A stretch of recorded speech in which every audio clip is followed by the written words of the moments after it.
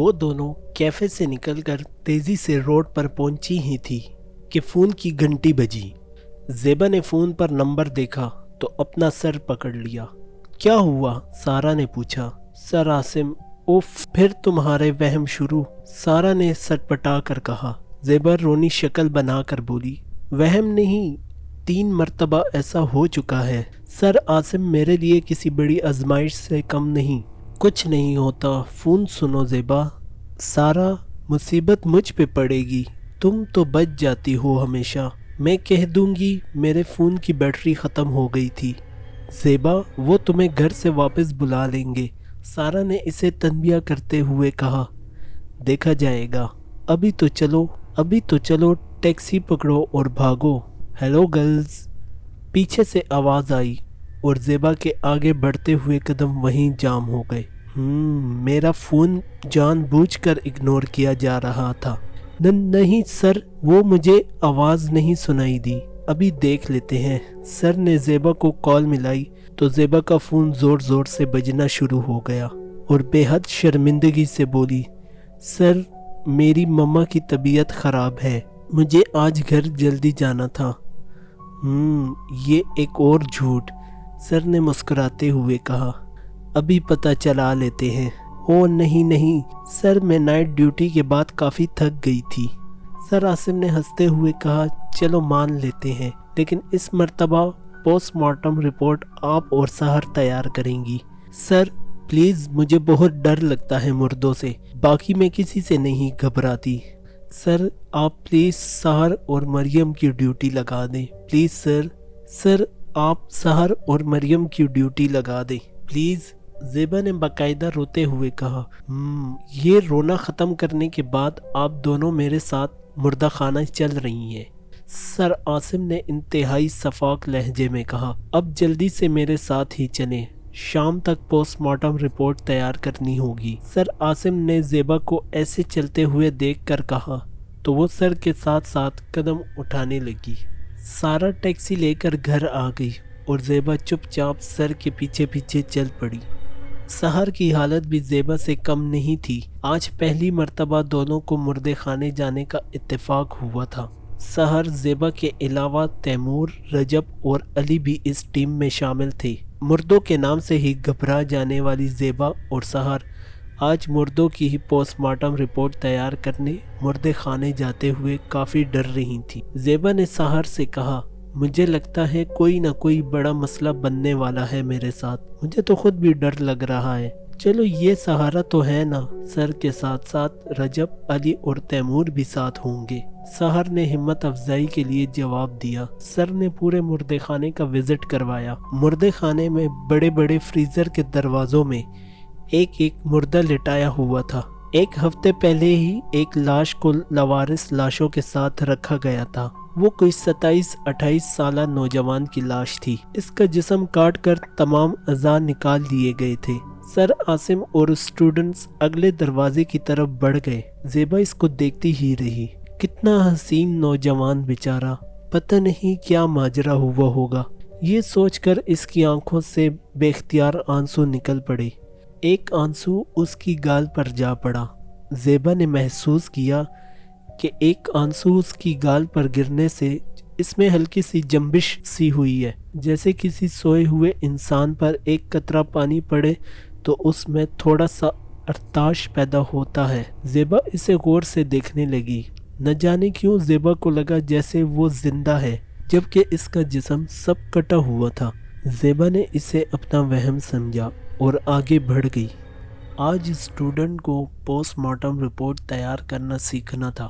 سر نے ایک دراز کو تیزی سے کھولا۔ مردہ بالکل سفید اور پیلا ہو چکا تھا۔ سر نے پوچھا، سب سے پہلے بتاؤ تمہارے خیال میں مردے کی عمر کتنی ہوگی؟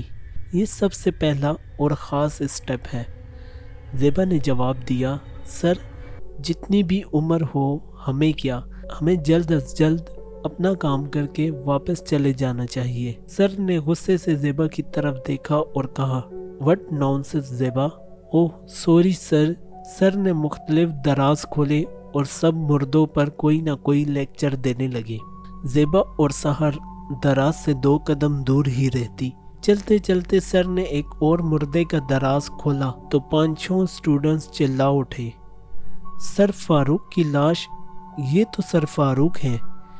इनकी मैयत यहाँ क्यों सर? इनका तो पूरा खानदान है, बीवी बच्चे, फिर मैयत इनके हवाले क्यों नहीं की गई?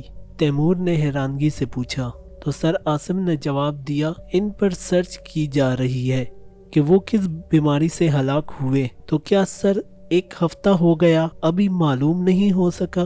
अली ने सवाल किया। चले हम इन पर ही रिपोर्ट बनाते हैं। सर आसिम ने कुछ सोचा और फिर यही मुनासिब समझा और 5-6 स्टूडेंट्स को उनकी मौत की रिपोर्ट बनाने का कह दिया। सर आसिम ने इनको टाइम दिया और ख़ुद कुछ देर तक साइड पर खड़े होकर किसी से फ़ोन पर बात करने लगे। अली, रजब और सहर के मुताबिक सर की मौत किसी बीमारी से नहीं बल्कि किसी हादसे से हुई, जबकि ज़ेबा और तैमूर ने इसके बरअक्स रिपोर्ट तैयार की। ज़ेबा और तैमूर की रिपोर्ट के मुताबिक सर का कत्ल किया गया था। इनके खून में जहर शामिल था। 5-6 स्टूडेंट्स अपनी अपनी रिपोर्ट तैयार करके सर आसिम के ऑफिस पहुंचकर आपस में सर जोड़कर बैठ गए। यार, सर आसिम के मरने का किसी को मालूम नहीं हुआ। आज हम न देखते तो आहिस्ता आहिस्ता हम इनको भूल ही जाते। तैमूर ने कुछ सोचते हुए कहा, मुझे तो कोई गड़बड़ लगती है। ज़ेबा ने भी इसकी बात को समझते हुए कहा। 5-6 स्टाफ रूम में बैठे इसी केस पर बहस कर रहे थे कि सर ने चाय का घूंट लेते हुए कहा, मैं हैरान हूँ, सर फारूक के घर वालों में से कोई अस्पताल आया भी नहीं, जबकि मैं इनकी बीवी को अच्छी तरह से जानती भी हूँ। रजब को महसूस हुआ जैसे कोई खिड़की के बाहर खड़ा इनकी बातें सुन रहा है। इसने ऊंची आवाज में कहा, कौन है खिड़की के पास? रजब की बात सुनकर सबकी तवज्जो खिड़की से बाहर खड़े इंसान पर पड़ी, जो ये बात सुनकर तेजी से गायब हो गया। अली फुर्ती के सी तेजी से बाहर आया। जब तक वो जा चुका था, अली ने देखा दूर से सारा इधर ही आ रही थी। इसने स्टाफ रूम आते ही ज़ेबा से मुखातिब होकर कहा, ज़ेबा मुबारक हो, सर आसिम ने इस्तीफा दे दिया है। इनका इमिग्रेशन वीज़ा लग गया है और वो कनाडा जा रहे हैं। अब तुम्हारा वहम ख़त्म हो जाएगा कि जब भी किसी ख़ास मकसद के लिए बुलाते हैं तो तुम्हारे साथ कोई ना कोई हादसा हो जाता है। पर यहाँ तुम लोग कर क्या रहे हो? चलो बाहर, इतना अच्छा मौसम है। सारा, तुम्हें मालूम है सर फारूक की मौत हो गई। चंद दिन पहले सहर ने सारा को इत्ला देते हुए कहा था। सारा खिलखिलाकर हंस पड़ी। जालिमो, क्यों जीते जागते इंसान को मार रहे हो? मैं सच कह रही हूँ, ये देखो इनकी रिपोर्ट। मेरे रिपोर्ट के मुताबिक इनका कत्ल हो गया था। ऐसे कैसे हो सकता है? वो तो जिंदा हैं। तुम लोगों को सख्त गलत फहमी हो रही है। मैं कल भी इनके घर गई थी और इनकी बेगम इनसे हंस हंस कर बातें कर रही थी। ज़ेबा और सहर थर थर कांपने लगी और बोली, क्या तुमने खुद देखा था सर को? नहीं देखा, लेकिन बार बार इनका नाम ज़रूर ले रही थी। अगर इनकी मौत हुई होती, कोई जिक्र ही नहीं हुआ इनका। पांचों ने इस बात की तायद की और इन्होंने सोचा, चलो प्रोफेसर शमीमुद्दीन से इनकी मालूमात हासिल करते हैं। प्रोफेसर शमीमुद्दीन एक निहायत ही समझदार और काबिल डॉक्टर थे। टीम पूरी प्रोफेसर शमीमुद्दीन के दफ्तर पहुंच गई। इत्तेफाक से प्रोफेसर साहब अकेले थे। इजाज़त मिलने पर पांचों अंदर दाखिल हुए और सलाम पेश करने के बाद सर फारूक के मुतालिक पूछा। सर फारूक की लाश इनके वर्सा के हवाले क्यों नहीं की गई थी? प्रोफेसर चौंक गए। नालायकों, अच्छे खासे हट्टे कट्टे इंसान को मार दिया, लेकिन सर हमने खुद इनकी मौत की रिपोर्ट तैयार की है। प्रोफेसर ने हैरत से कहा, कहाँ है रिपोर्ट? दिखाओ मुझे। सहर ने कहा, वो तो हमने सर आसिम के ऑफिस दे दी, मुझे दिखाओ फौरी तौर पर। सर ने हैरत से कहा। तैमूर और रजब जब सर आसिम के ऑफिस पहुंचे तो देखा तमाम फाइलें गायब थी। तैमूर ने जल्दी से चौकीदार से पूछा, क्या सर आसिम यहाँ आए थे? चौकीदार ने कहा, वो तो कल से नहीं आए, इस्तीफा देकर चले गए। अब ऑफिस इनके इस्तेमाल में नहीं। तैमूर ने वापस आकर सबको बताया کہ رپورٹس غائب ہیں، ہمیں پھر بھی سر عاصم کو فون کر کے پوچھ لینا چاہیے۔ زیبا نے فون ملایا تو جلد ہی سر نے فون پک کر لیا۔ سر آپ نے رپورٹس چیک کی جو سر فاروق کی ہم نے تیار کی؟ کون سر فاروق؟ اور میرے پاس کوئی رپورٹ نہیں آئی آپ کی، ویسے بھی میں اب کینیڈا شفٹ ہو رہا ہوں، پاکستان شاید ہی واپس آؤں۔ یہ کہہ کر انہوں نے فوراً فون بند کر دیا۔ ضرور کوئی گڑبڑ ہے، ہمیں پھر مردہ خانہ جانا چاہیے تاکہ تصدیق ہو جائے کہ وہ سر فاروق ہی تھے۔ اس مرتبہ رجب، تیمور، سحر، زیبا، علی کے ساتھ سارا بھی شامل تھی۔ 6 لوگوں کی ٹیم جب مردہ خانہ پہنچی تو ڈھونڈتے ہوئے اسی دراز پر پہنچ گئے جہاں سر فاروق کی لاش رکھی گئی تھی۔ لاش اپنی جگہ موجود تھی۔ حیرت تو اس بات کی تھی کہ لاش ابھی تک اتنی فریش تھی۔ تیمور اور علی نے لاش کی چند تصویریں بنا لی تاکہ سب کو دکھا سکیں۔ زیبا کو اچانک سے وہی مردہ یاد آ گیا جسے دیکھنے کے بعد اس کی آنکھوں سے آنسو ٹپک پڑے تھے۔ اس نے ڈرتے ڈرتے دراز کھولا تو زیبا نے دیکھا آج اس مردے کی آنکھیں کھلی ہوئی تھی۔ زیبا نے قدرے آگے ہو کر غور سے دیکھا اور اسے محسوس ہوا جیسے مردہ اسی کو دیکھ رہا تھا۔ دونوں کی آپس میں نظریں مل گئی ہوں۔ زیبا خوف سے پیچھے کو مڑی تو دیکھا اس کی ٹیم جا چکی تھی۔ خوف سے زیبا نے ان کے پیچھے بھاگنا شروع کر دیا۔ کوریڈور کے آخر تک پہنچنے پر بھی اسے کوئی نظر نہیں آیا۔ زیبا نے سوچا نہ جانے کوریڈور سے دائیں ہاتھ باہر نکلنا تھا یا بائیں ہاتھ۔ اسی کشمکش میں وہ سیدھے ہاتھ مڑ گئی۔ یہاں سے بھی باہر جانے کا راستہ نہ مل سکا۔ اب وہ بھاگتی ہوئی بائیں ہاتھ کو مڑی۔ باہر نکلنے کا راستہ کہیں نظر نہیں آیا۔ زیبا خوف سے کانپ رہی تھی کہ وہ مردے خانے میں اکیلی اور باہر جانے کا راستہ دکھائی نہیں دے رہا تھا۔ اگر لائٹ چلی گئی تو موت یقینی ہے۔ اوپر سے مردے خانے میں تنہا روتے روتے اس نے اللہ کو یاد کیا اور مدد طلب کی۔ ایک اور جانب کو مڑی تو سامنے دور کوریڈور میں کچھ اندھیرا سا تھا، مگر وہاں کسی کو فرش پر صفائی کرتے ہوئے دیکھا۔ پہلے زیبا کے دل میں آیا کہیں یہ کوئی مردہ تو نہیں۔ ڈرتے ڈرتے آیت الکرسی پڑھتی ہوئی اس کے قریب گئی اور کہا مجھے باہر جانے والا راستہ بتا سکتے ہیں پلیز؟ اس کی شکل زیبا اندھیرے کی وجہ سے دیکھ نہیں پا رہی تھی۔ اس نے ہاتھ کے اشارے سے اپنے پیچھے آنے کو کہا۔ اب اس کے ہاتھ میں صفائی والا موپ نہیں تھا بلکہ ایک چھڑی تھی۔ زیبا چپ چاپ اس کے پیچھے چل پڑی، دل میں باقاعدہ درود شریف پڑھتی جا رہی تھی۔ اس شخص نے سامنے کی طرف اشارہ کیا اور بولے بغیر چل پڑا۔ زیبا نے دیکھا پھر وہی جگہ تھی جہاں سر فاروق کی لاش تھی اور سب کھڑے لاش کی تصویر لینے میں مصروف تھے۔ زیبا نے مڑ کر دیکھا تو وہ شخص بھی غائب ہو گیا تھا۔ زیبا نے آگے بڑھ کر سارا کا ہاتھ پکڑ لیا اور کہنے لگی مجھے جلدی باہر لے چلو، میری طبیعت خراب ہو رہی ہے۔ سب نے دیکھا زیبا واقعی پیلی زرد ہو چکی تھی۔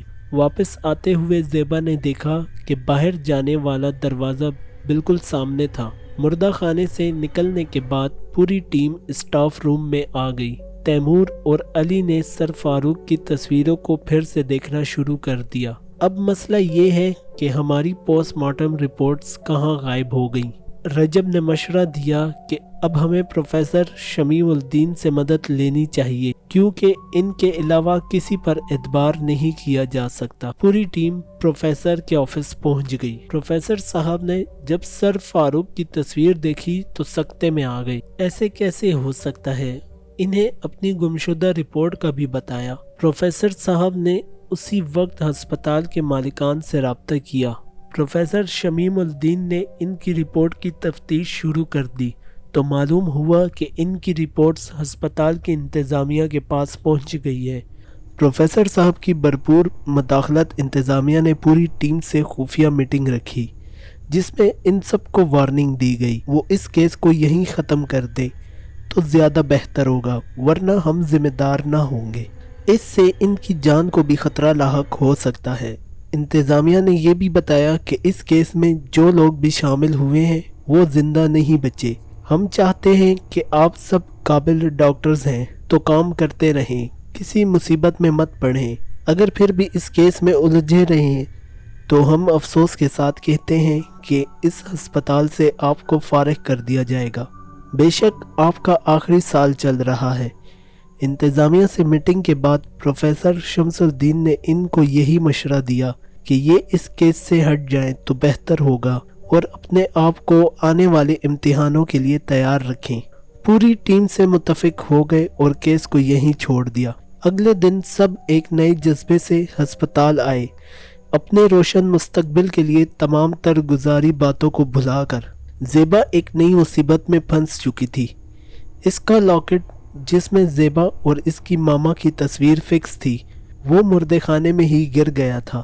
زیبا نے آخری مرتبہ اپنی ٹیم سے مدد مانگی اور سب مردے خانے پہنچ گئے۔ زیبا کو زیادہ ڈھونڈنا نہیں پڑا، لاکٹ اسی نوجوان کی دراز سے لٹک رہا تھا۔ زیبا نے جلدی سے لاکٹ اتارا اور مڑنے ہی لگی تو اسے دراز سے کچھ عجیب سی آواز محسوس ہوئی۔ یہ آواز زیبا کے علاوہ کوئی اور سن نہیں پایا۔ سب تیزی تیزی سے مردے خانے سے ہمیشہ ہمیشہ کے لیے نکل آئے۔ کچھ دور جا کر زیبا نے لاکٹ کھول کر دیکھا تو اس میں زیبا کی تصویر کو کھرچ کر اتار لیا گیا تھا، جسے دیکھ کر زیبا کو بے حد حیرت ہوئی کیونکہ تصویر نکال کر دوبارہ شیشہ فکس کیا گیا تھا۔ چند دن پریشان رہنے کے بعد زیبا سب کچھ بھول کر اپنی روزمرہ زندگی میں مصروف ہو گئی۔ 2 ہفتے آرام سے گزر گئے، سب اپنے اپنے پیپرز کی تیاریوں میں مصروف رہنے لگے۔ 6 گھنٹے ہسپتال کی ڈیوٹی کے بعد پڑھائی کے لیے ٹائم نکالنا کافی مشکل کام تھا۔ اسی دوران سب کو وارڈز میں بھی 1-2 راؤنڈ لگانے پڑتے تھے۔ زیبا کو شروع سے عادت تھی صبح کی سیر کی، اور سب سے بڑی نعمت کہ اس کے گھر سے چند قدم دور ایک فیملی پارک تھا جہاں تمام تر خواتین دور دور سے چہل قدمی کرنے آتی تھی۔ کسی مرد کو خاتون کے بغیر پارک میں جانے کی اجازت نہیں تھی۔ زیبا آدھا گھنٹہ واک کرتی پھر واپس آ جاتی۔ ہفتے کی صبح آسمان پر کچھ بادل چھائے ہوئے تھے، موسم خاصا ٹھنڈا بھی ہو رہا تھا۔ زیبا نہ چاہنے کے باوجود اٹھی، گرم شال اپنے گرد لپیٹی اور پارک کی جانب چل پڑی۔ آج بادلوں کی وجہ سے اجالا نہیں تھا، قدرے اندھیرا سا تھا۔ پارک میں کچھ خواتین چہل قدمی کرتی نظر آئیں۔ زیبا بھی اپنے ٹریک پر چلتی رہی۔ کچھ دیر بعد اسے اپنے پیچھے بھاری قدموں کی آواز سنائی دی۔ زیبا نے پیچھے مڑ کر دیکھا، کوئی جوان کالا لانگ کوٹ پہنے ہوئے تھا۔ اس نے لانگ بوٹ پہنے ہوئے تھے۔ اس کا ہیڈ اس کے چہرے پر ایسے آگے کی جانب آیا ہوا تھا کہ اس کا چہرہ چھپ گیا تھا۔ قد سے خاص لمبا چوڑا جوان لگ رہا تھا۔ وہ چلتا ہوا اس کے پاس سے گزر گیا۔ زیبا نے محسوس کیا کہ وہ اتنی تیزی رفتار سے نہیں چل رہا، مگر اسے کراس کرنے کے بعد بہت جلد پھر اس تک واپس پہنچ گیا۔ زیبا کو دل میں تھوڑی سی شرمندگی سی محسوس ہوئی اور تیز تیز چلنے لگی۔ ابھی پھر چند قدم چلی تو اسی جوان نے اسے تیسری مرتبہ کراس کیا اور چلتے چلتے گیٹ سے باہر نکل گیا، جبکہ زیبا کا ابھی ایک چکر بھی مکمل نہیں ہوا تھا۔ وہ اسے حیرانگی سے دیکھتی رہی۔ اپنے 3 چکر مکمل کرنے کے بعد زیبا گھر آ گئی اور ناشتہ کرنے کے بعد ہسپتال پہنچ گئی۔ آج ان کا بہت اہم ٹاپک پر لیکچر تھا، جیسے پاکستان کے سب سے بڑے سرجن ڈاکٹر عطا الرحمان نے سٹوڈنٹس کو دینا تھا۔ سرجن ڈاکٹر عطا الرحمان کا لیکچر سننا سب کے لیے بہت اہم تھا۔ زیبا وارڈ کا راؤنڈ لگانے کے بعد تیزی سے لیکچر سننے جا رہی تھی کہ ایک اسٹریچر تیزی سے اس کے سامنے آ کر رک گیا۔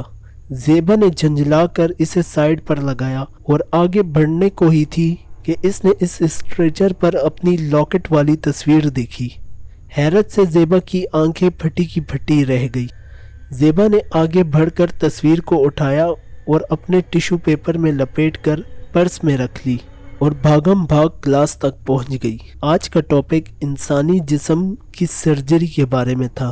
سائنس اتنی بڑی ترقی کر چکی ہے کہ آپ اپنی مرضی سے اپنے چہرے، رنگ، جسامت کو بدل سکتے ہیں۔ इसी लेक्चर में सर फारूक का जिक्र भी आया। ज़ेबा ने डॉक्टर अताउर रहमान से सर फारूक के बारे में सवाल किया कि सर फारूक का शुमार भी तो पाकिस्तान के बड़े काबिल डॉक्टर्स में होता है। बेशक इनकी मौत से पाकिस्तान एक बड़े सर्जन से महरूम हो गया है। डॉक्टर अताउर रहमान ने लम्हे भर ज़ेबा की तरफ देखा और फिर अपने लेक्चर में मसरूफ़ हो गए। लेक्चर ख़त्म करने के बाद डॉक्टर अताउर रहमान ने ज़ेबा को रोक लिया। बाकी सब स्टूडेंट्स चले गए। इन्होंने कहा, आपको किसने कहा है कि इनकी मौत हो चुकी है? सर, क्योंकि मैंने इनकी मैयत देखी थी मुर्दे खाने में। डॉक्टर अताउर रहमान की आंखें फटी की फटी रह गई। क्या सबूत है कि आपके पास इनकी मैयत मुर्दे खाने में है? सर, हमारे पास तो तस्वीर भी मौजूद है, मैं अभी दिखा सकती हूँ आपको, जबकि मेरे तमाम साथियों ने डिलीट कर दी।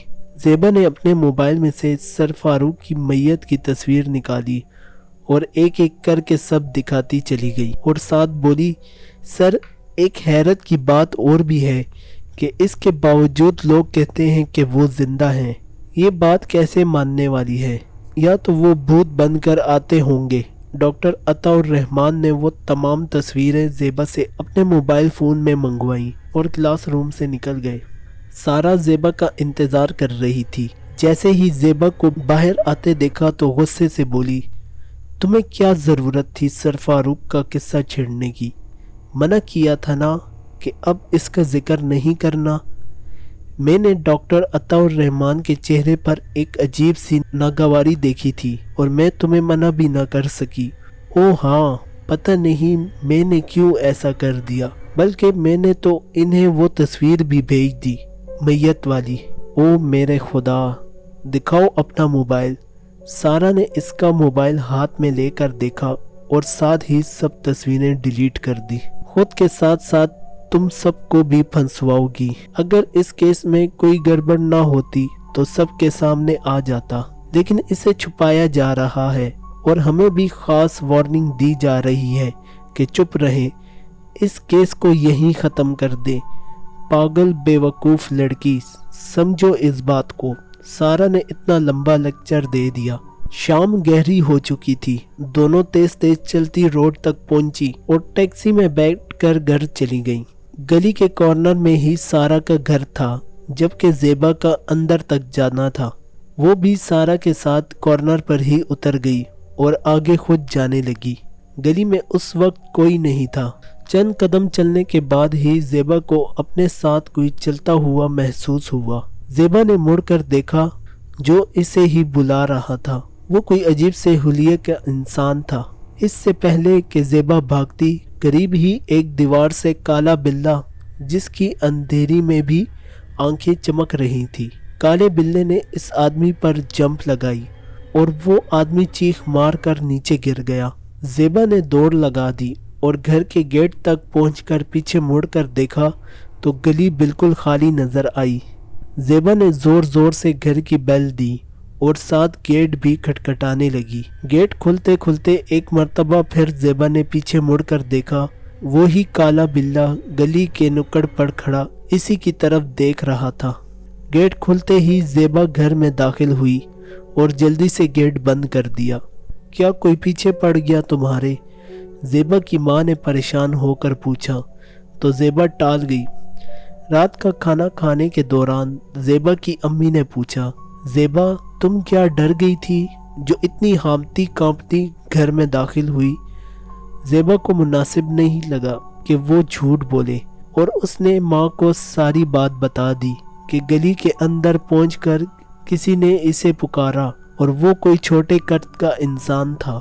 इसने अपने घर चादर लपेटी हुई थी और इसने इंग्लिश में बात की। ज़ेबा लिसन, यानी वो कोई फकीर नहीं था। इसने चेहरा भी ढांप रखा था। इतने में एक काले बिल्ले ने इस पर जंप लगाई और वो चीखने लगा और अचानक गायब भी हो गया। ज़ेबा की अम्मी खासी परेशान हुई और इसे हर वक्त आयतुल कुर्सी पढ़ने की तलकीन करने लगी। रात सोने से पहले ज़ेबा को अचानक ख्याल आया कि इसने स्ट्रेचर से अपनी तस्वीर उठाई थी। इसने जल्दी जल्दी बैग खोला और तस्वीर को टिश्यू से निकाल कर देखा। इस पर कुछ लाइंस खड़ी हुई थी تصویر دوبارہ لگانے کے قابل نہیں تھی۔ زیبا پر حیرت کے ساتھ ساتھ دہشت بھی طاری ہونے لگی۔ اسے یہ سب معاملات غیر معمولی نہیں لگ رہے تھے۔ تمام رات آنکھوں میں کٹ گئی، نیند کوسوں دور بھاگ گئی۔ صبح اٹھ کر زیبا نے وضو کیا، نماز فجر پڑھی، کچھ ضروری کام نپٹا کر پارک کی جانب نکل گئی۔ پارک میں کچھ ہجوم سا دکھائی دیا۔ پتہ چلا کہ رات گلی میں کسی کا قتل ہوا۔ زیبا بھی خواتین کے قریب آ گئی۔ پوچھنے پر معلوم ہوا کوئی نامعلوم آدمی تھا، چھوٹے قد کا۔ اس کا چہرہ کسی جانور کے پنجوں سے بگڑ چکا تھا، لیکن گردن جیسے کسی انسان نے دبا دی ہو۔ پولیس کے مطابق یہ قتل ہو بھی سکتا ہے اور نہیں بھی، کیونکہ کسی جانور کے پنجے بھی دکھائی دیے۔ اس آدمی کے پاس سے پستول بھی برآمد ہوا تھا۔ زیبا کو یہ سن کر ایک دم جھرجھری سی آ گئی اور وہ واپس اپنے ٹریک پر آ گئی۔ چلتے چلتے اسے پھر اپنے پیچھے بھاری قدموں کی آواز سنائی دی۔ ابھی پیچھے دیکھنے کو ہی تھی کہ وہ قدم اس کے قریب آ کر گزر گئے۔ وہی لانگ کوٹ اور لانگ بوٹ میں چھپا ہوا انسان، جس کا چہرہ ہیٹ نے چھپا رکھا تھا۔ اس کی چال دیکھنے میں نہایت ہی آہستہ تھی۔ زیبا اسے پورا ٹریک طے کرتے دیکھتی رہی۔ زیبا کے ایک چکر میں وہ 3 مکمل کر لیتا اور پھر پارک کے گیٹ سے نکل جاتا۔ زیبا نے دیکھا کہ پارک کا گارڈ اسے جھک کر سلام بھی کرتا۔ حسب معمول زیبا نے 3 چکر مکمل کیے اور گھر کی جانب چل پڑی۔ اپنی گلی میں اس نے دیکھا آج خاصی چہل پہل ہے، لوگ کافی جمع تھے۔ زیبا نے چلتے ہوئے سنا کہ کوئی کہہ رہا تھا کہ اس کا چہرہ پہچانا نہیں جا رہا تھا۔ زیبا کو خوف آیا اور گھر گھس گئی۔ تیار ہونے کے بعد زیبا نے ماں کو باہر قتل کے متعلق سرسری سا بتایا اور گیٹ بند رکھنے کا کہہ کر سارا کے گھر پہنچ گئی۔ دونوں مل کر ہسپتال جاتی، واپس آنے تک دونوں ساتھ ساتھ رہتی تھی۔ زیبا نے ہسپتال میں پہنچ کر اپنی ٹیم کو اسٹاف روم میں بلایا اور سب کو پورا ماجرا سنا دیا۔ زیبا نے اپنی کٹی پھٹی تصویر بھی سب کو دکھائی۔ سب نے اسے اتفاقیہ حادثہ قرار دیا اور بات رفع دفع کر دی۔ سب اپنی اپنی ڈیوٹی سر انجام دینے کے لیے چلے گئے۔ زیبا بھی اپنے وارڈ کے راؤنڈ پر نکل پڑی۔ وارڈ میں مریضوں کو دیکھتے ہوئے اسے خالی اسٹریچر نظر آیا۔ اس نے نرس کو بلا کر پوچھا، اسٹریچر کا یہاں کیا کام؟ اسے ہٹا دیں یہاں سے، یہ تو آپریشن تھیٹر کا اسٹریچر ہے، اس پر نمبر بھی لکھا ہوا ہے 261، اسے یہاں سے ہٹا دیں۔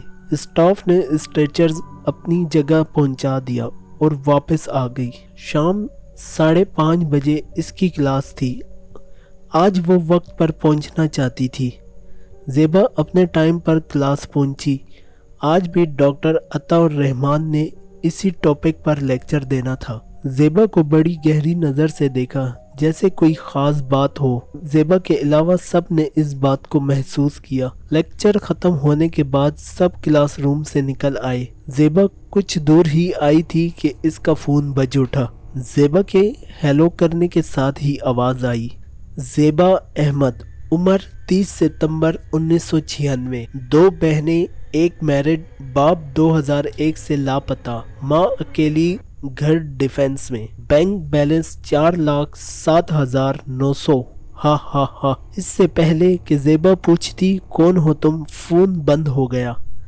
زیبا بھاگی بھاگی سارا کے پاس آئی۔ سارا ماجرا اسے بتایا۔ زیبا تھر تھر کانپ رہی تھی۔ سارا، سحر، تیمور، رجب اور علی بھی کافی پریشان ہو گئے۔ رجب نے جلدی سے فون بیک کیا، ناٹ ریسپونڈنگ آتا رہا۔ لڑکوں نے قریبی پی سی او سے کوشش کی تو یہی میسج آتا رہا۔ زیبا کل کے حادثے سے بھی خوفزدہ تھی اور آج کوئی اسے اتنی بڑی ذاتی معلومات دے رہا تھا۔ اس کا مطلب کہیں میری جان خطرے میں تو نہیں؟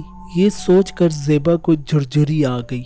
وارڈ میں راؤنڈ کا ٹائم ہو چکا تھا۔ یہاں خاصا ہنگامہ ہو رہا تھا۔ قریبی گاؤں سے ایک فیملی چیخو پکار کرتی نظر آئی۔ ان کی دل دوز چیخوں سے زیبا کا دل بیٹھا جا رہا تھا۔ پوچھنے پر معلوم ہوا کہ 1 ہفتے پہلے ان کی بیٹی سخت زخمی حالت میں یہاں لائی گئی۔ ڈاکٹرز کا کہنا ہے اس کی موت ہو گئی۔ ہمیں نہ وجہ بتائی جا رہی ہے اور نہ ہی میت دی جا رہی ہے۔ زیبا کو افسوس ہوا اور ان کی مدد کرنے کا وعدہ کیا۔ زیبا نے اسٹاف کو بلایا اور فون نکال کر فون نمبر ملایا ہی تھا کہ ایک اسٹریچر سے جار ٹکرائی۔ اچانک زیبا کی نظر اس پر لکھے نمبر پر پڑ گئی، 261۔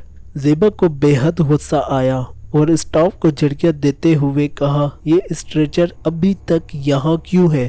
نرس خود حیران رہ گئی اور بولی، میڈم میں خود چھوڑ کر آئی تھی، معلوم نہیں کیسے دوبارہ یہاں آیا۔ اچھا مجھے اس فیملی کی ڈیٹیل بتاؤ اور ان کی فائل میری ٹیبل پر لے آؤ۔ زیبا نے اس فیملی کو اپنے روم میں بلا لیا اور ان کا کیس اسٹڈی کرنے لگی۔ ان کی بیٹی سعدیہ رفیق جو کار ایکسیڈنٹ میں سخت زخمی حالت میں یہاں لائی گئی تھی، اسی دن اس کی موت ہو گئی تھی۔ پوسٹ مارٹم رپورٹ کے بعد اسے ورثاء کے حوالے نہیں کیا گیا تھا۔ ڈاکٹرز کے مطابق اس کا چہرہ خاصا خراب ہو چکا تھا، لہٰذا اس کی میت کو تابوت میں ڈال کر ورثاء کے حوالے کی جائے گی اور منہ دیکھنے کی قطعات اجازت نہیں ہوگی۔ زیبا نے وعدہ کیا وہ جلد ہی ان کی میت ان کے حوالے کر دے گی۔ ایک مرتبہ پھر زیبا مردے خانے پہنچ گئی۔ ہفتے پہلے لائی گئی لاشوں کو دیکھنے لگی۔ وارڈ بوائے کی نشاندہی کے مطابق ہفتے پہلے صرف 3 لاشیں مردے خانے میں رکھی گئی تھی، جس میں 2 بچے اور ایک لڑکی کی لاش تھی۔ زیبا نے وارڈ بوائے کی مدد سے دراز کھلوایا۔ جیسے ہی دراز کھلا، اسے دیکھ کر چیخ مار کر زمین پر گر گئی اور بے ہوش ہو گئی۔ ہوش آنے کے بعد زیبا نے خود کو ایک بہت خوبصورت اور آرام دہ بستر پر پایا۔ کافی دیر تک اسے سمجھ نہیں آئی کہ وہ کہاں ہے۔ مردہ خانے میں دیکھی جانے والی لاش کا منظر اس کی یادداشت سے نکل چکا تھا۔ اس نے خود کو ایک آرام دہ ماحول میں پایا۔ کمرے میں زیرو کا بلب آن تھا، ہلکا ہلکا اندھیرا تھا۔ زیبا پوری طرح سے جب بیدار ہوئی تو یہ کمرہ اس کا کمرہ نہیں تھا۔ کمرہ پوری طرح سے آراستہ کیا گیا تھا۔ ایک جانب بھاری نفیس پردے لگے ہوئے تھے، اسی رنگ کا 2 سیٹ والا صوفہ اور ایک سائیڈ ٹیبل رکھا تھا۔ ٹیبل پر کسی کا فوٹو فریم تھا۔ فوٹو فریم لگی ہوئی تصویر کسی مرد کی لگ رہی تھی۔ کمرے میں پھیلی بھینی بھینی سی خوشبو اس کے دماغ کو کافی پرسکون کیے جا رہی تھی۔ اسے یاد نہیں آ رہا تھا کہ وہ یہاں کیوں اور کیسے آئی۔ زیبا نے اٹھ کر فریم میں لگی تصویر کو دیکھنا چاہا تو ایک دم سے کمرے کا دروازہ کھلا اور ایک خاتون اندر داخل ہوئی۔ بہت مہربان اور شفقت بھری آواز میں اس کا حال پوچھا اور مزیدار سوپ پلایا۔ سوپ پینے سے زیبا نے کافی انرجی محسوس کی اور جانے کے لیے اٹھ کھڑی ہوئی۔ خاتون نے اسے روکا نہیں اور اسے ایک خوبصورت انگوٹھی تحفے میں دی۔ زیبا نے چپ چاپ انگوٹھی پہن لی۔ زیبا کو خود نہیں معلوم تھا کہ وہ ایسے کیوں کر رہی ہے۔ خاتون نے اپنے ڈرائیور کے ساتھ اسے گھر بھجوا دیا۔ زیبا خاموش گم سم بیٹھی تھی کہ ڈرائیور نے کہا، میڈم آپ کا گھر آ چکا ہے، آپ جا سکتی ہیں۔ زیبا نے چونک کر ڈرائیور کی طرف دیکھا۔ اس سے پہلے کہ وہ پوچھتی کہ میرا گھر آپ کو کیسے پتا، زیبا بغیر کوئی بات کیے نیچے اتر رہی اور گھر میں داخل ہو گئی۔ گھر داخل ہوتے ہی سب سے پہلے سین اسے یاد آنے لگا۔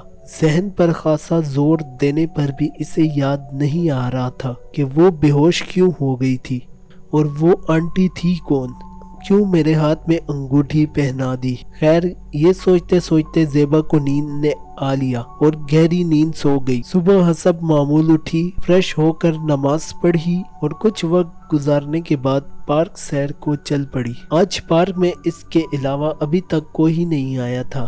وہ تیزی سے اپنے ٹریک پر چل رہی تھی کہ زمین پر گری، کسی چیز سے ٹھوکر لگی اور دھڑم نیچے گر گئی۔ اس نے دیکھا کہ اچانک نہ جانے کہاں سے وہی لانگ کوٹ اور بوٹ والا اس کی قریب آیا اور اٹھانے کے لیے ہاتھ بڑھا دیا۔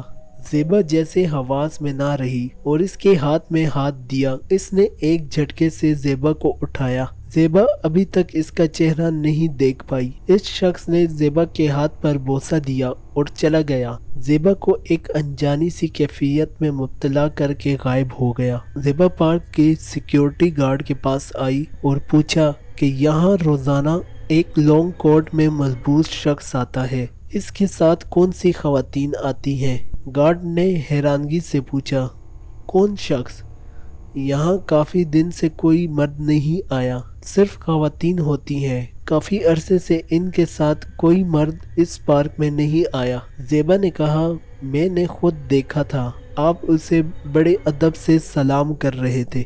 گارڈ نے کہا، یہاں صرف آپ کے ساتھ ایک صاحب آتے ہیں، آپ دونوں ایک ساتھ اندر داخل ہوتے ہیں، تبھی ان سے دعا سلام ہو جاتی ہے، باقی خواتین اکیلی ہوتی ہیں۔ زیبا کو ایک اور جھٹکا لگا۔ مطلب لانگ کوٹ اور بوٹ والا شخص اسی کے ساتھ آتا ہے؟ انہی سوچوں میں گم زیبا گھر پہنچ گئی۔ گھر پہنچتے ہی زیبا کو فون کال یاد آ گئی۔ اس نے ناشتہ کرنے کے دوران ماں سے پوچھا، امی ہمارے پاس بینک میں تقریباً کتنے پیسے ہوں گے؟ ماں نے ہنس کر پوچھا، کیوں صبح صبح پیسوں کی یاد آ گئی؟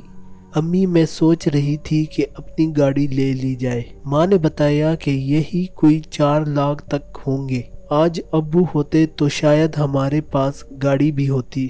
ویسے امی، ابو کے ساتھ کیا حادثہ ہوا جو وہ لاپتہ ہو گئے؟ زیبا نے بہانے سے پوچھا تو اس کی امی دکھی ہو گئی۔ انہوں نے بتایا کہ وہ غیر قانونی طور پر کینیڈا جاتے ہوئے پکڑے گئے تھے۔ اس کے بعد آج تک نہیں معلوم ہوا کہ وہ کہاں ہے۔ زیبا بھی دکھی ہو گئی اور خود کو بہت اکیلا محسوس کرنے لگی۔ جلدی سے تیار ہو کر ہسپتال پہنچ گئی۔ آج ہسپتال میں کافی ہجوم سا تھا۔ زیبا کی ڈیوٹی وارڈ میں لگ گئی۔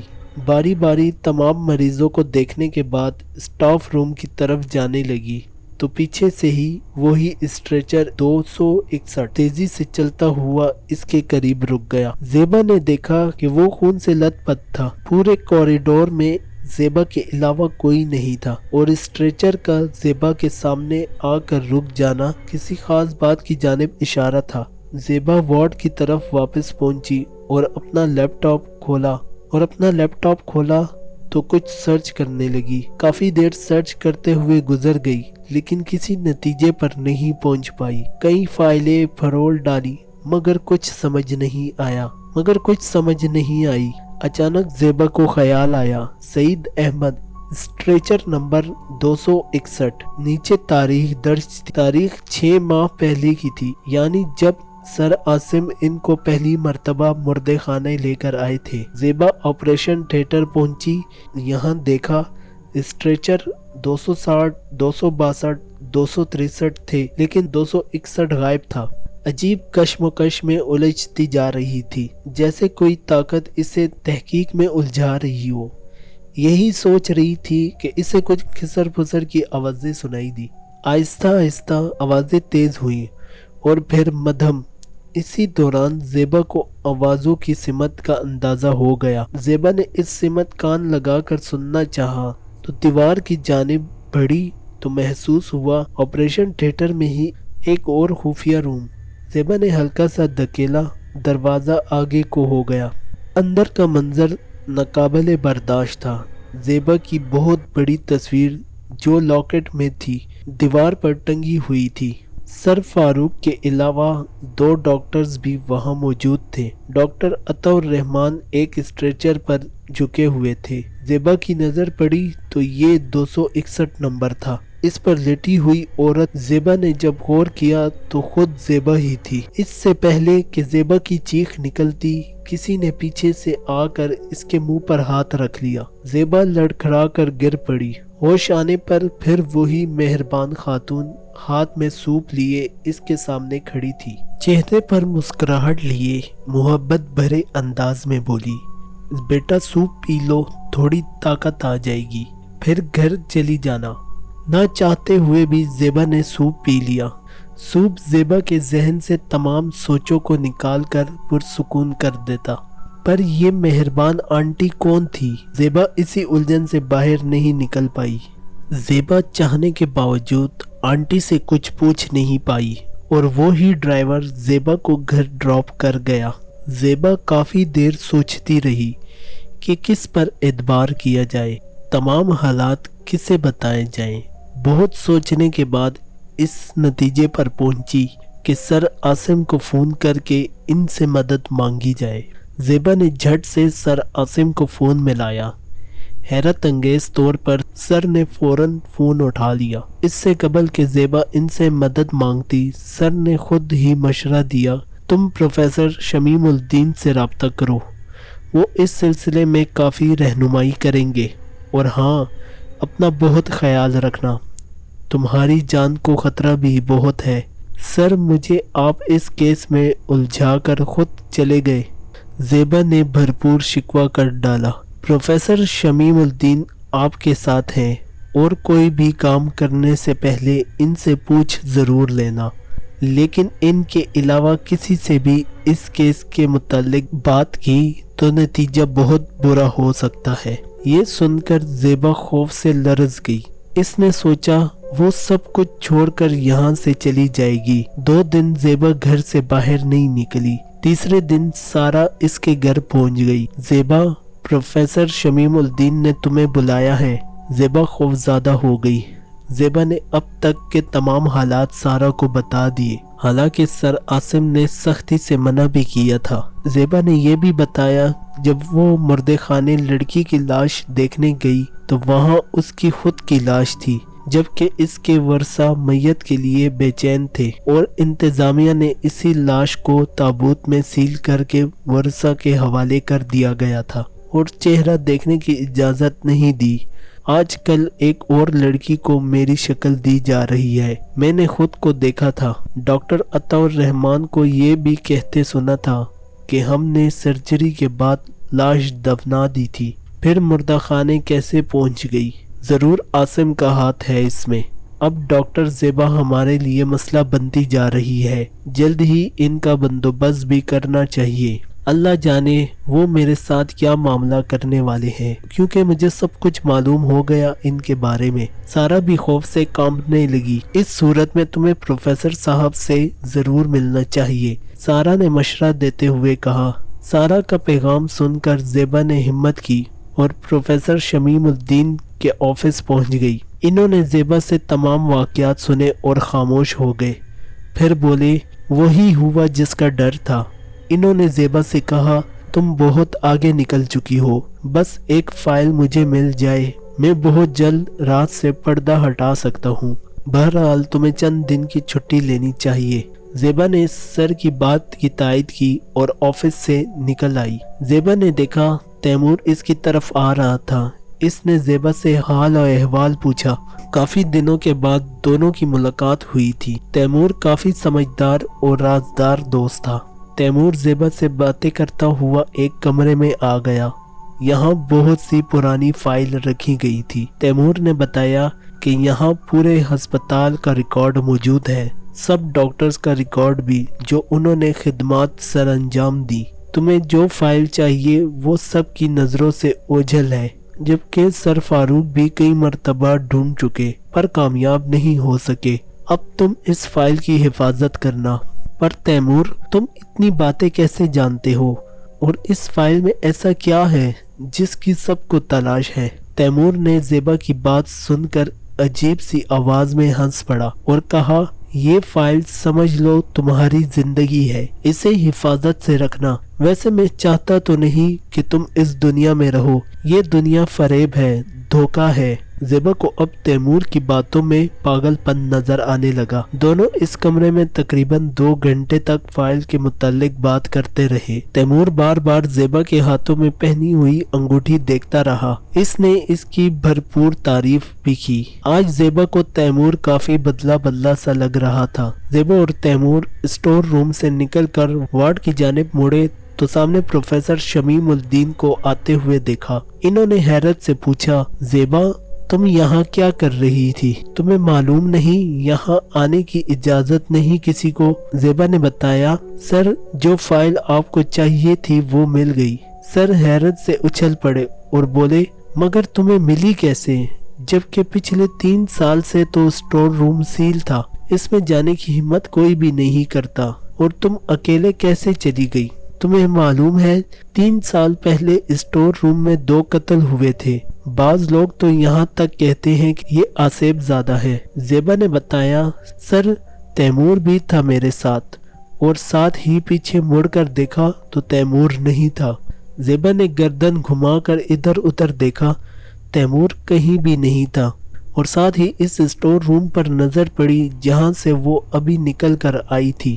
مکمل سیل تھا، اس کے اندر جانے کی کوئی گنجائش ہی نہیں تھی۔ زیبا پسینے سے شرابور ہو گئی۔ پروفیسر صاحب نے بھی اس کے دماغ کا خلل سمجھ کر گھر جانے کو کہہ دیا اور خود کسی اور روم میں گھس گئے۔ زیبا تیز تیز چلنے لگی اور اس برآمدہ سے جلدی نکل جانا چاہتی تھی۔ زیبا جب لمبا برآمدہ طے کرنے کے بعد ہسپتال کے لاؤنج میں پہنچی تو دیکھا سامنے تیمور اور سحر چائے پی رہے تھے۔ دونوں نے زیبا کو بلایا مگر زیبا اگنور کرتی ہوئی ہسپتال سے نکل آئی۔ ٹیکسی میں اکیلے سفر کی ہمت نہیں تھی اور وہ پیدل ہی گھر کی جانب چل پڑی۔ کچھ دور چلنے کے بعد زیبا کو لگا جیسے کوئی اس کے ساتھ قدم سے قدم ملا کر چل رہا ہو۔ زیبا اونچی آواز میں آیت الکرسی پڑھنا شروع کر دی اور دل ہی دل میں سر عاصم کو کوسنے لگی۔ خود تو کینیڈا چلے گئے اور مجھے مصیبت میں ڈال گئے۔ زیبا نے دیکھا ایک کالا بلّا اس کے ساتھ ساتھ چل رہا تھا۔ اس نے جلدی روڈ کراس کی اور دوسری جانب چلنے لگی۔ زیبا نے دیکھا اس کے روڈ کراس سے پہلے ہی کالا بلّا اس کی طرف پہنچ گیا۔ زیبا روڈ کراس کرتے کرتے واپس مڑی اور ساتھ ہی ایک کار تیزی سے اسے چھو کر گزر گئی۔ زیبا کی چیخ نکل گئی۔ اتنے میں کسی نے زیبا کا ہاتھ مضبوطی سے پکڑ لیا اور اسے فٹ پاتھ تک لے آیا۔ زیبا نے دیکھا یہ وہی لانگ کوٹ بوٹ اور کوٹ والا تھا۔ آج پہلی مرتبہ اس نے زیبا سے بات کی۔ لگتا ہے اس نے کہا، زیبا ڈرو نہیں، میں تمہارا دوست ہوں، ہیلپ کرنے آیا ہوں۔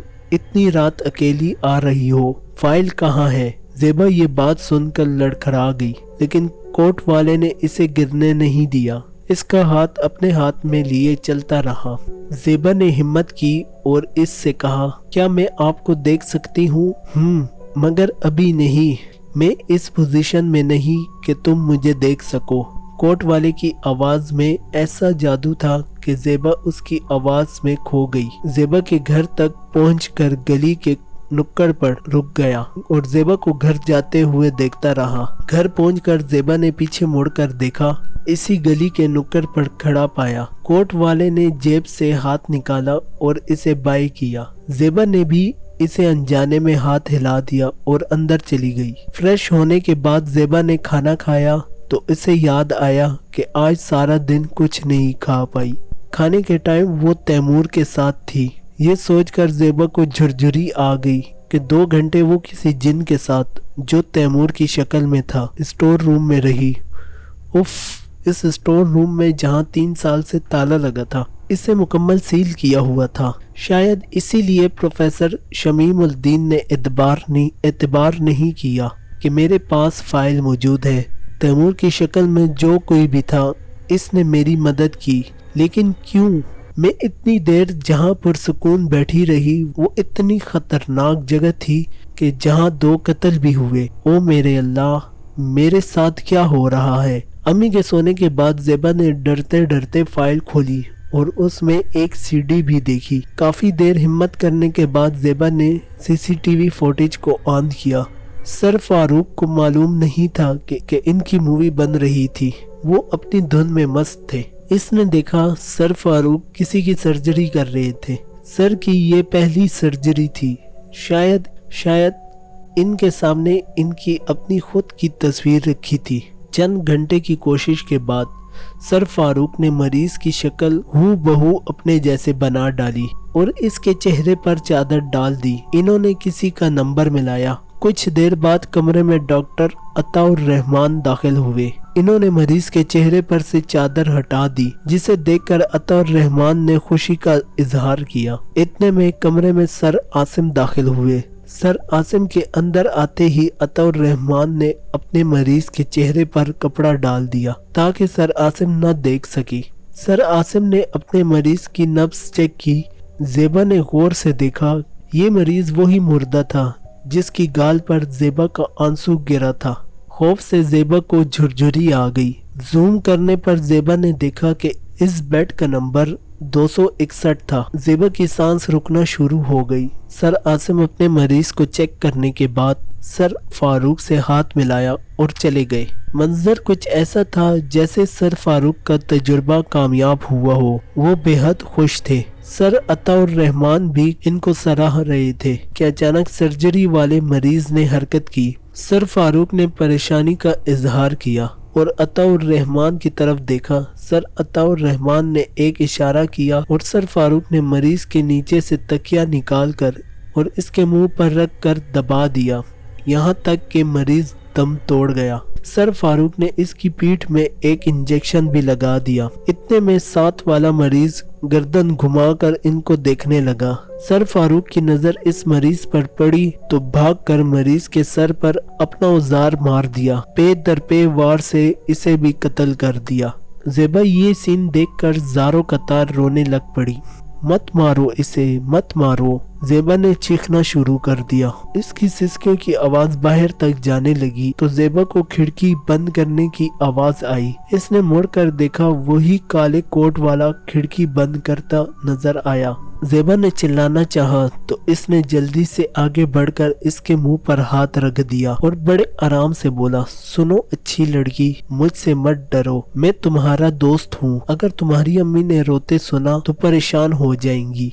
अब खामोशी से अगला सीन देखो, मैं यहाँ तुम्हें हौसला देने आया हूँ। ज़ेबा का खौफ कुछ कम हुआ तो इन्होंने देखा बेड 261 पर मरीज तड़प रहा था। पूरा स्ट्रेचर खून से लथपथ था। ज़ेबा की सिसकियां खत्म नहीं हो रही थी और फिर तड़पते हुए मरीज दम तोड़ गया। ज़ेबा मुंह पर कपड़ा रख कर फूट फूट कर रो रही थी।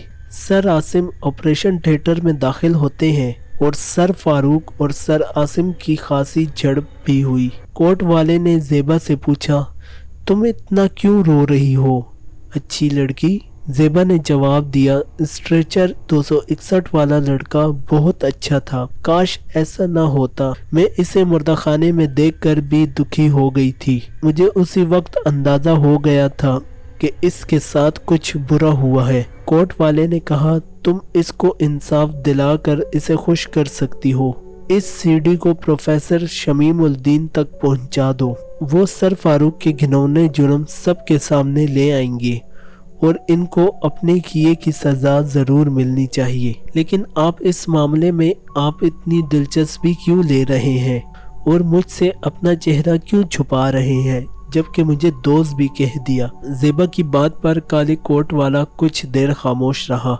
अगर तुम ये सीढ़ी सर तक बाहिफाजत पहुंचा दो तो फिर मैं बता दूंगा।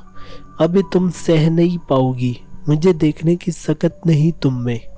बस इतना जान लो, मैं तुम्हारा दोस्त हूँ, चाहने लगा हूँ तुम्हें। कोर्ट वाले ने ज़ेबा का हाथ थामा और इसकी अंगूठी पर बोसा दिया और खिड़की से बाहर निकल गया। कोर्ट वाला ज़ेबा को अजीब सी कैफियत में मुब्तला करता जा रहा था। अब नींद कोसों दूर भाग गई। एक सरूर सा ज़ेबा के डर पर हावी हो गया। इसे दुनिया हसीन लगने लगी। अचानक कोर्ट वाले की बात याद आ गई। फाइल सर को पहुंचाकर स्ट्रेचर 261 वाले को इंसाफ दिलाकर इसे खुश कर दो। इसे ऐसे लगने लगा जैसे वो मजबूत होती जा रही है। कोई ऐसा है जो इसकी परवाह कर रहा है। काश वो इसे देख सके। अचानक ज़ेबा को ख्याल आया, कोर्ट वाला कहीं कोई जिन तो नहीं। खौफ से घबरा गई, लेकिन अभी तक तो इसने मदद ही की है, तकलीफ तो नहीं पहुंचाई। ज़ेबा ने अपने हाथ को देखा जहां इसने बोसा दिया। बेख्तियारी सी जगह पर ज़ेबा ने अपने होंठ रख दिए। ज़ेबा को इसकी बात याद आई कि मुझे देखना सह नहीं पाओगी। ज़ेबा ने सोचा अगर तुम जिन भी हो तो मैं नहीं डरूंगी, मैं सह लूंगी। मैं देखना चाहूंगी कि अब शक्ल मेरे लिए कोई मायने नहीं रखती। हाँ, शायद मैं कोर्ट वाले को चाहने लगी हूँ। मैं अगली मुलाकात की ख्वाहिश रखने लगी। ज़ेबा ने सोचा, मैंने कोर्ट वाले का नाम क्यों नहीं पूछा। आइंदा मुलाकात की ख्वाहिश के लिए न जाने कब आंख लग गई और सो गई। सुबह अम्मी के बार बार जगाने पर ज़ेबा उठी। नमाज के बाद अपने कुछ काम निपटाए امی نے ناشتہ بنایا اور وہ خاموشی سے ناشتہ کر رہی تھی کہ انہوں نے زیبا کو ایک خط دیا جس پر زیبا کا نام پتہ لکھا تھا۔ زیبا نے خط دیکھے بغیر پرس میں ڈال دیا کہ ہسپتال جا کر پڑھ لوں گی۔ زیبا جیسے ہی گھر سے نکلی تو سامنے مہربان آنٹی پر نظر پڑی جو اپنی کار میں بیٹھی اسی کو دیکھ رہی تھی۔ زیبا نظر بچا کر گزر جانا چاہتی تھی کہ وہ کار سے نکل کر باہر آ گئی۔ انہوں نے کہا، زیبا میں تمہیں ہسپتال ڈراپ کر دوں گی، گاڑی میں بیٹھ جاؤ۔ زیبا جانتی تھی کہ ایسے کسی کے ساتھ گاڑی میں بیٹھ جانا مناسب نہیں، مگر وہ اسے 2 مرتبہ گھر پہنچا چکی تھی۔ گاڑی میں بیٹھ کر زیبا نے ڈرتے ڈرتے پوچھا، آنٹی آپ کو میرا نام کیسے معلوم ہوا اور گھر بھی، جب کہ میں نے آپ کو پہلی مرتبہ دیکھا اور جانتی بھی نہیں؟ اس سے پہلے کہ آنٹی جواب دیتی وہی کالا بلہ روڈ کے بالکل درمیان آ گیا۔ گاڑی ایک جھٹکے سے رکی۔ بلے کی چمکدار آنکھیں زیبا پر جمی ہوئی تھیں۔ زیبا کو اسے دیکھ کر جھرجھری سی آ گئی۔ ڈرائیور نے ہاتھ کے اشارے سے اس سے پیچھے ہٹنے کو کہا۔ وہ آرام سے پیچھے ہو گیا۔ گاڑی تیزی سے چلی اور ہسپتال جا رکی۔ زیبا نے آنٹی کا شکریہ ادا کیا اور ہسپتال کے اندر داخل ہو گئی۔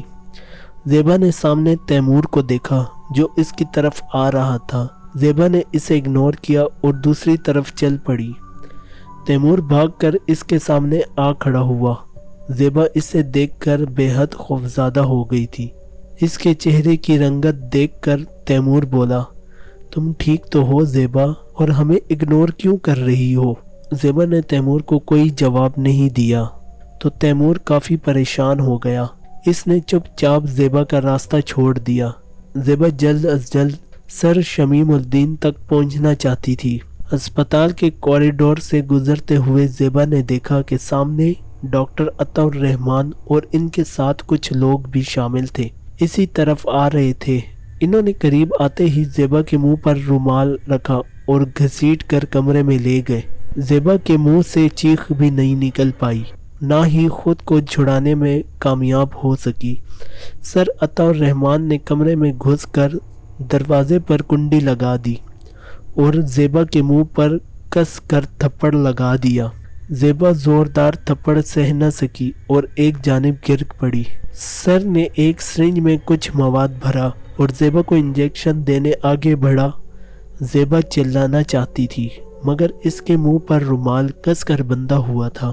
کمرے سے معلق ایک دروازے سے سر فاروق بھی اندر داخل ہوئے۔ ان کی مکروہ شکل دیکھ کر زیبا کو یقینی موت نظر آنے لگی۔ سر فاروق نے زیبا کو مخاطب کرتے ہوئے کہا، تم دنیا کی نظر میں ہسپتال کی چھت سے گر کر مر چکی ہو، لہٰذا اب ہم تم پر تجربہ کرنے والے ہیں اور اس کے بعد مال و مال ہو جائیں گے۔ ہم تک تو آج تک کوئی بھی نہیں پہنچ سکا، نہ ہی تمہارا نام و نشان ملے گا کسی کو، اور ہاں تمہارے گھر تمہاری موت کی اطلاع دی جا چکی ہے۔ زیبا کی آنکھوں سے زاروں کا تار آنسو بہہ رہے تھے۔ نہ جانے کون سا تجربہ کیا جائے گا اس پر۔ زیبا دل ہی دل میں اللہ کو یاد کرتی رہی اور مدد مانگتی رہی کہ اے میرے رب میری مدد فرمانا، مجھے ان سب کو بے نقاب کرنے کا موقع عطا فرما، بے قصور لوگوں کو ان کے چنگل سے بچا سکوں، اسٹریچر 261 والے مردے کو انصاف دلا سکوں۔ یہ سوچ کر زیبا کو کالے کوٹ والا شدت سے یاد آنے لگا۔ اس کی آنکھوں سے آنسو لگاتار بہہ رہے تھے۔ اتنے میں ہی دروازے پر دستک کی آواز سے ہی سب چونک پڑے۔ کسی کو توقع نہیں تھی کہ دروازے پر دستک ہوگی۔ بار بار کی دستک سے ایک ساتھی نے تھوڑا سا دروازہ کھول کر دیکھا تو سامنے سعید نظر آیا۔ ساتھی نے فوراً سعید کو اندر بلایا۔ سعید نے ہانپتے ہوئے سر فاروق کو بتایا کہ جو شخص زیبا کی موت کی اطلاع دینے زیبا کے گھر جا رہا تھا، اسے کسی چیز نے کاٹ لیا اور وہ زندگی اور موت کی کشمکش میں ہے۔ اس کے پاس کوئی خاص راز ہے جو وہ صرف سر فاروق کو بتانا چاہتا ہے۔ سر فاروق اور ڈاکٹر عطا الرحمان دونوں پریشان ہو گئے۔ نہ جانے کیا آفت آن پڑ گئی۔ سر فاروق اس شخص کے ساتھ چل پڑے اور جانے سے پہلے ڈاکٹر عطا الرحمان کو زیبا کو بے ہوش کا انجیکشن دینے کو کہے گئے۔ زیبا خود کو بچانے کی کوشش میں تھی مگر کامیاب نہیں ہو پائی۔ اس کی منت سماجت سے بھی ڈاکٹر عطا الرحمان کو رحم نہ آیا۔ زیبا کو بے ہوشی کا ٹیکا لگا دیا۔ چند لمحے زیبا گمسم کھڑی رہی کہ کمرے میں دوبارہ سر فاروق داخل ہوئے۔ ان کے چہرے پر ماسک تھا اور وہ بے حد گھبرائے ہوئے تھے۔ سب ساتھیوں کو باہر بھیج دیا۔ اتنے میں زیبا پر بے ہوشی کا اثر ہوا اور گرنے ہی کو تھی کہ اس نے محسوس کیا کہ جیسے گرنے سے پہلے کسی نے اسے تھام لیا۔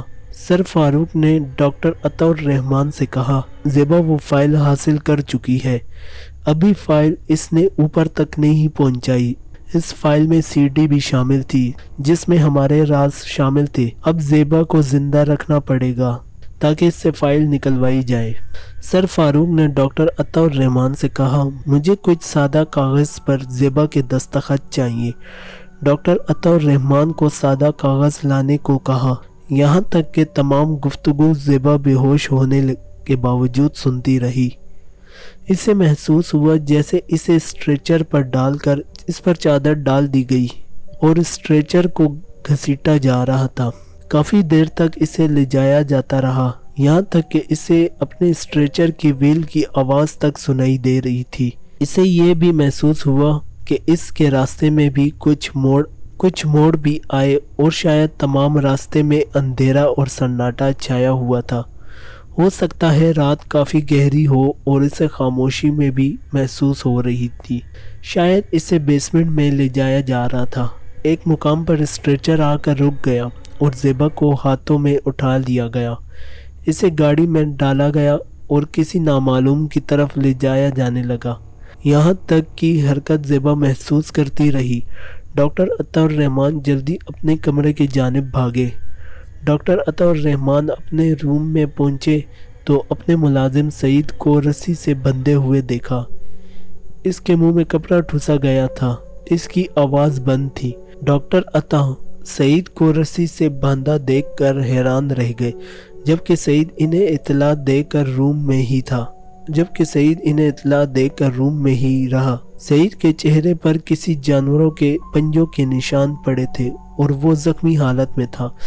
ڈاکٹر عطا الرحمان تیزی سے سعید کو رسی سے آزاد کیا اور سارا ماجرا پوچھا۔ سعید کے مطابق سر فاروق نے عین اس وقت سعید پر حملہ کر دیا جب وہ زیبا پر کرنے والے تجربات کی تیاری کے لیے میڈیسن تیار کر رہا تھا۔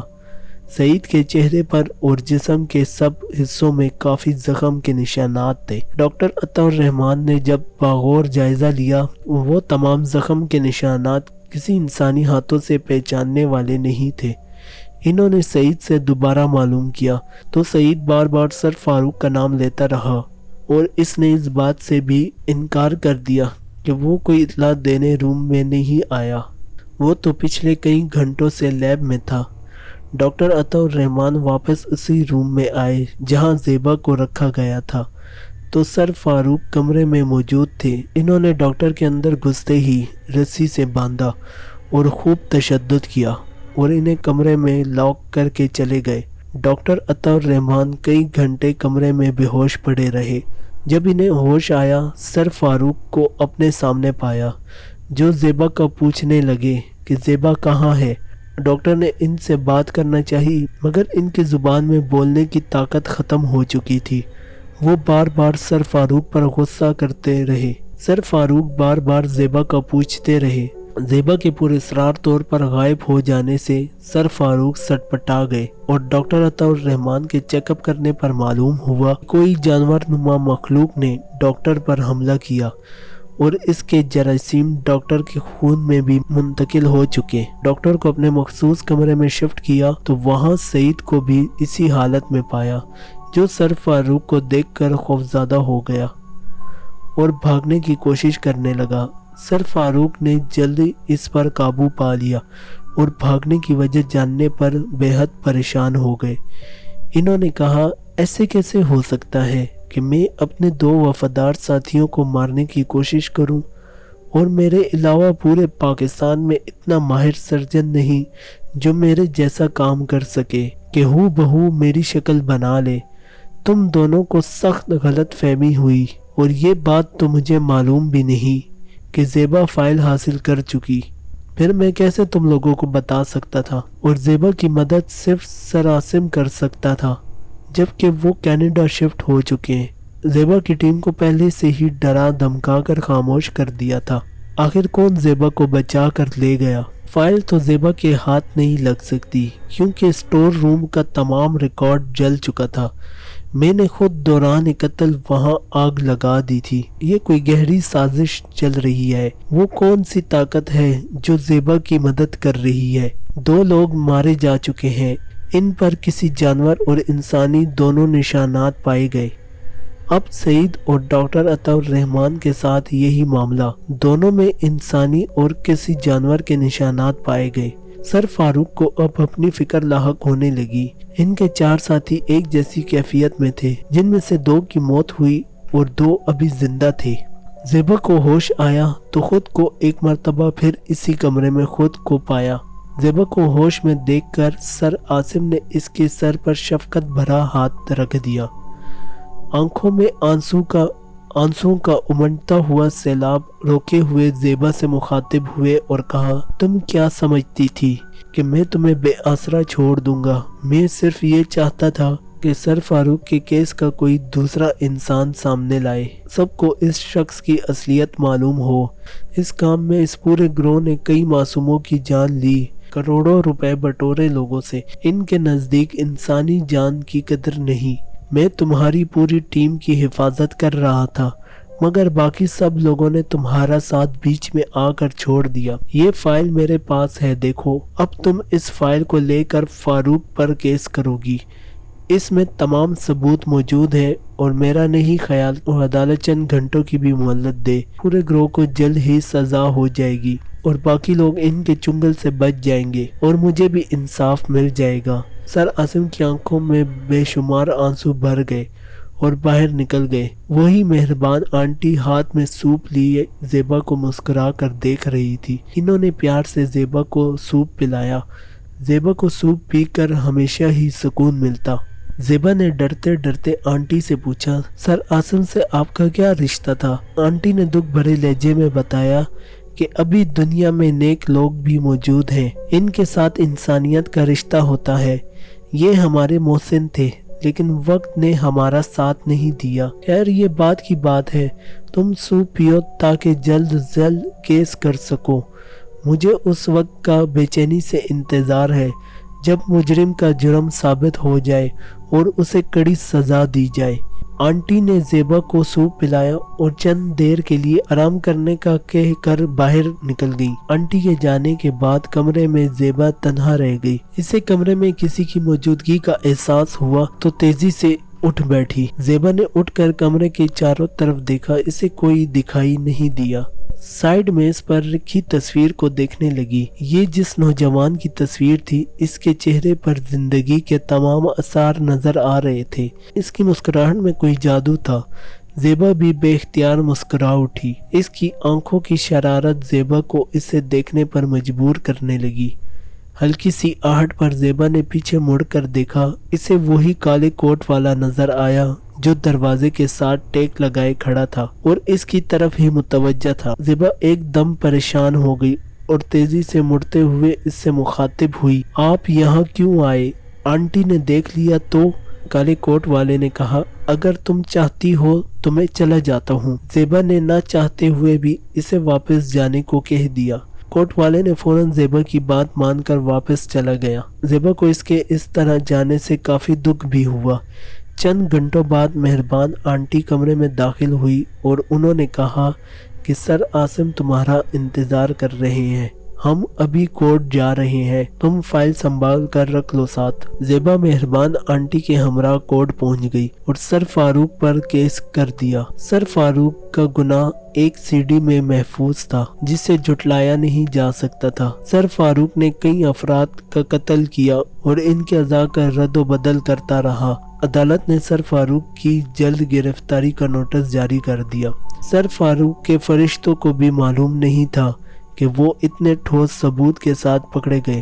सर फारूक और इनकी पूरी टीम ने अपने अपने जुर्म कबूल कर लिए। सर फारूक से तमाम साथियों को उम्र कैद और सर फारूक को 7 मरतबा फांसी की सजा सुनाई गई। सजा सुनते ही सर फारूक को दिल का दौरा पड़ गया। ज़ेबा ने देखा एक स्ट्रेचर फौरी तौर पर नमूदार हुआ। इस पर नंबर 261 लिखा था। इसी स्ट्रेचर पर सर फारूक को डाला गया और फांसी के फंदे तक पहुंचाया गया। ज़ेबा ने स्ट्रेचर लाने वाले की तरफ गौर से देखा तो वो ही काले कोट वाला था। वो धीरे धीरे इसकी तरफ बढ़ रहा था। इसने अपनी खूबसूरत आवाज में ज़ेबा का शुक्रिया अदा किया। इसने ज़ेबा से कहा कि तुमने इस मुर्दे दिल जीत लिया और कई अफराद को इस दरिंदे से बचा लिया।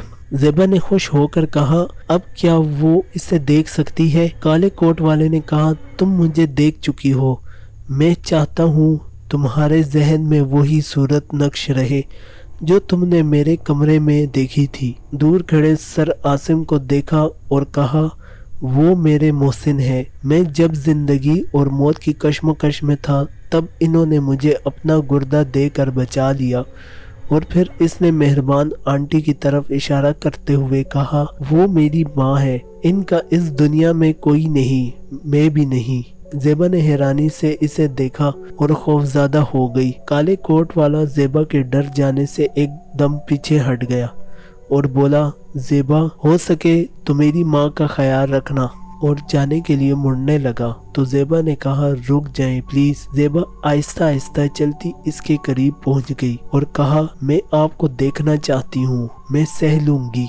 मैंने आपकी तस्वीर में आपको देखने की ख्वाहिश की थी। काले कोट वाले ने कॉलर नीचे किए और अपने चेहरे से हेड हटा दिया। ज़ेबा की आंखों से आंसू निकल पड़े। सर फारूक का जुल्म इतने हसीन चेहरे पर नजर आ रहा था। इसने कहा, मेरा नाम ज़ुहैब है। सुना है अल्लाह अपने प्यारे बंदों को उसकी दुनिया में सबसे प्यारी हस्ती को ही इसका शरीक हयात बनाएगा। मैं अल्लाह से तुम्हें अपनी शरीक हयात बनाने की दरख्वास्त करूंगा। दुनिया पर तो जिंदगी ने इतनी मोहल्लत नहीं मिली। ज़ेबा मुझसे वादा करो, मेरी माँ का ख्याल रखना। ज़ेबा दूर तक ज़ुहैब को देखती रही। आंसू से गाल पूरी तरह से गीले हो चुके थे। मेहरबान आंटी ने आगे बढ़कर इसे गले से लगा लिया